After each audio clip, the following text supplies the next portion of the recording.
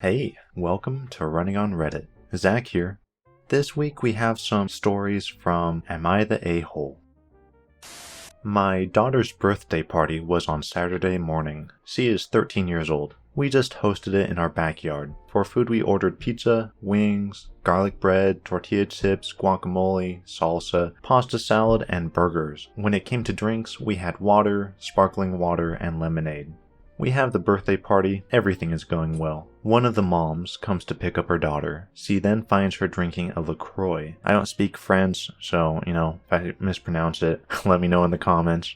She tells her daughter to toss the drink, and then she comes up to me and is like, "Why are you offering diet products to my children?" I'm just like, it's sparkling water. She then flips out saying that her daughter does not need artificial soda replacements. She goes on to say, if I want to give my children eating disorders, I can do that, but not for her children. I was taken aback at just how aggressive she was. I didn't feel like I did anything wrong. I was like, look, I have pizza, wings, brownies. This is not a diet party at all. She then tells me I have no right to judge what is a diet food product or not. She and her daughter both left. Also, she later posted on Facebook, I'm not friends with her or anything, that some people are trying to push diet products onto children that aren't even theirs. For what it's worth, if my children want soda, I am cool with them having it in moderation, but none of my children do. And it was just really odd for me. Like, I never heard of anyone say that flavored sparkling water is an artificial replacement for soda. Also, I didn't say anything to her, but it was extra odd because both her and her daughter were obese. So it's just extra odd they are accusing me of trying to give them eating disorders. Honestly, that mom is really weird. First off, the daughter, 13 years old, they definitely have control over what they eat or drink. So if anything, I would have that discussion with your daughter, the host. There were alternatives there. The daughter could have had anything else, so bring it up with the daughter, not the host. Am I the a-hole for telling my wife I warned you when our son got a lock for his room? So here's the problem. My son, 16 years old, moved out of the room he used to share with his little brother and got his own room a few months ago. Ever since, he's been complaining about his mom barging in without knocking and interrupting his sleep and studying, even sometimes when he's changing. I know that she's his mother, but he says he's got his own room and has a job and is learning to become an independent adult, but doesn't feel like his privacy is being respected, even if it is his mother. He says he's not a kid anymore and is entitled to at least get a knock on the door before she comes in. He was getting tired of her not listening to him, so he came to me and said, "Dad, you need to help me set some clear boundaries with Mom." So I spoke to her about her need to knock before entering the son's room. She was like, "What?" And no, we're family, not strangers. Do you really expect me to foolishly knock on the door 5 times a day? That's ridiculous. Also, the who knocks doors in their own home. I told her my family, for instance. She made a face, then went on a rant about how my family hates each other, and the way they treat each other like strangers is shameful. I told her family or strangers, it's about respecting one's privacy. We had an argument about it, and I told her if she wasn't going to stop with the barging and refuse to knock on the door before entering, then our son will get a lock. She did it again at 11 p.m. She barged in when our son was asleep. He jumped up because he got scared. Once he told me this, I told him to go ahead and get a lock and pay for it with his own money. There was literally no other way. My wife saw it and got upset, and my brother was visiting when she was raising her voice at me, questioning if I really went ahead and got a lock for my son despite her disapproval, and said that I caught her off guard and it's not okay, because this teaches our children that they can manipulate one parent into doing what they want. I told her that 1, the son got the lock, not me, and 2, I already warned her about the possibility of him getting locked because he was getting tired of her boundary crossing, so she sort of expected this outcome. She mentioned the same above points in her defense, and said locks mean secrets, and that's not good. My brother was sitting, watching while she was complaining. She began chewing him out when he suggested that she let him keep the lock, and said it wasn't a big deal. She stopped talking to me and the son till we removed the lock, but I have no intentions on doing that. Was I at fault for my stance? I'm gonna say it right here. I don't think this guy is at fault. I also don't think that the son is at fault. I mean, if you have someone barging into your room without knocking and, you have your own job, supposedly you are trying to be your own adult, you kind of have a right to privacy. I mean, especially if you're like a teenager. I mean, especially if you're like barging in at 11 at night. What real need is there to barge in at 11 o'clock at night, especially if someone's asleep? I mean, there's an invasion of privacy there, but also it's a lack of common courtesy. You don't make lots of loud noise when someone is sleeping. That's just wrong. I do think that the father should have, been more, he shouldn't have been so afraid to, say that he got the lock. Like, honestly, I think he was within his right to actually buy the lock himself. I don't know, maybe he's the stepfather, or, he just wants the son to have accountability. I don't know what the deal is. But, I don't think the son or the father are at fault here, really. Am I the a-hole for kicking my brother's fiance out of my car on her engagement night? Now, I do want to say this real fast. I'm not even sure what an engagement night is. Is that when they get engaged? Or is that like the night before they get married? I don't have too much experience with weddings, so I'm just gonna say this is like when they actually got engaged. My brother's engagement dinner was last night. I don't like his fiancée for several reasons. She's mean and brutally honest with her comments about my life. Always tries to belittle me every chance she gets, like belittling my degree and living situation. I'm civil though. I have a temper, and sometimes I can be mean towards those with no respect, which I think is totally justifiable, They don't give you respect, you don't have to give them respect. My wife passed away from breast cancer. We bought a car, and it's the first decent car we got, and my wife and I didn't make a lot of money, so it was a challenge to save up. It was her choice, so I make sure to keep it maintained regularly. My brother's fiance made comments about it, calling it a piece of junk, and it hurt, because it's part of mine and my wife's past.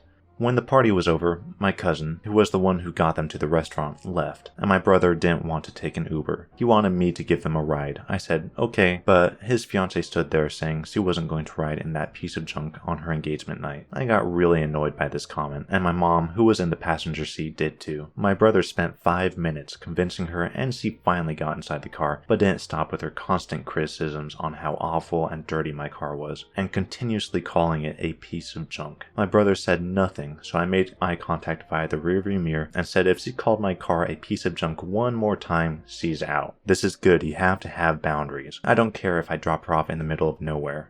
My brother's fiance went quiet for a few minutes, then commented on the necklace that was hanging from the rearview mirror, calling it ugly, asking why I'd hang cheap, ugly stuff to make this piece of junk even uglier. I had had enough. That necklace belonged to my late wife. I got mad, I stopped the car, and I told her to shut up and get out. My brother asked if I was serious while my mom was trying to get me to continue driving. I repeatedly told her to get out, but didn't. So I got out, walked to her side, and opened the door for her to step out. She started crying, and my brother called me nuts for acting like that. I told both of them to get out, and they did. I drove off, and Mom didn't stop yelling, saying I can't leave them on the street, they just got engaged, and told me to turn around and pick them up, but I screamed at her to stay out of it or still join them. She told the family what I did, and my dad was upset, saying it was disgraceful to do this to my brother and his fiancée, and I should be ashamed of myself for making a scene on their engagement night. He said I need serious help for my anger and should have just sucked it up until I got home. Mid-argument, I walked out, leaving him to talk to himself. I'm sure my brother doesn't want to see me for letting him down on a special night in his life, but his fiancée was being disrespectful. So, am I the a-hole? This one, he was right up to a point. So, obviously, the car was important to him. The necklace was also important to him. And he did give several warnings to someone who was frankly being very annoying and unreasonable. Someone gives you a ride when you're stuck, and then you just badmouth them continuously, even though you warned them not to. Yeah, you had the right to pull over to the side of the road and kick him out. You don't have to put up with it. I think that part's fine, because it was kind of called for. You don't have to put up with bad behavior like that. But yelling at your mom, kind of threatening to, kick her out too, that was a little much. So did you overreact, or, were you the a-hole to your brother and fiance? I would say no. Maybe your brother, because he wasn't saying the stuff, but, he probably should have stopped his fiance, especially if he knew of the car's history and your attachment to it and everything. But I do think you were an a-hole to your mom and maybe not so much your dad. Let me know what you guys think. It's a judgment call. I, female, 17, have been babysitting these kids, 5 years old female, 6-year-old female, and 8-year-old male, every day for almost a year. I'm not sure what their mom does, but she works with a lot of high-end hair, makeup, skincare companies, and gets a lot of free stuff. She sometimes comes home with bags of products, and tells me to take whatever I want. Needless to say, I have a decently sized collection of high-end products that I used to have on display on my vanity.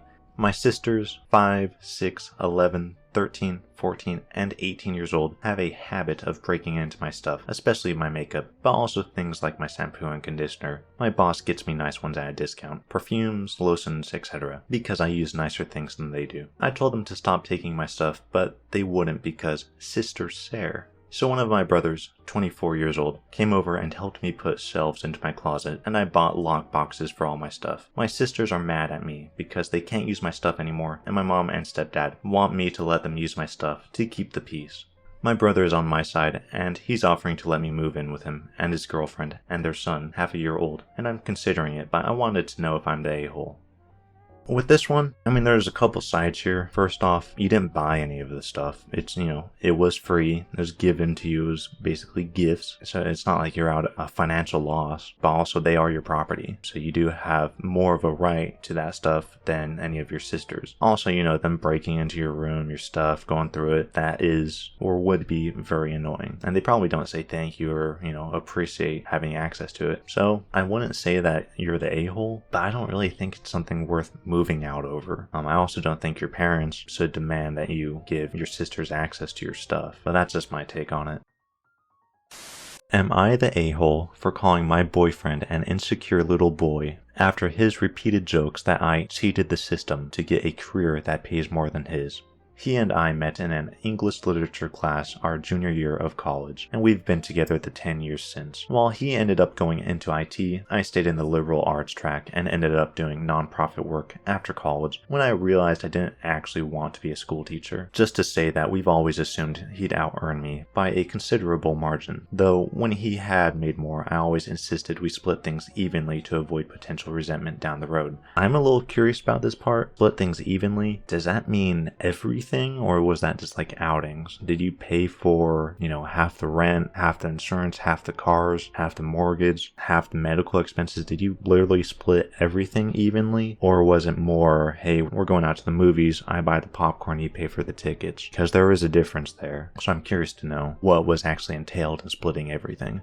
I've had sort of a non-linear career path, but ended up switching to the corporate world. To make a long story short, my liberal arts degree and time doing nonprofit work gave me a lot of skills that enable me to really excel professionally in some more niche areas. I recently started a new job as a consultant, making more than I'd ever anticipated. When I got the offer, I told him that the pay was amazing, but he didn't ask about the actual amount, and I didn't want to be braggy about it, especially since I was fairly sure it was above his current income.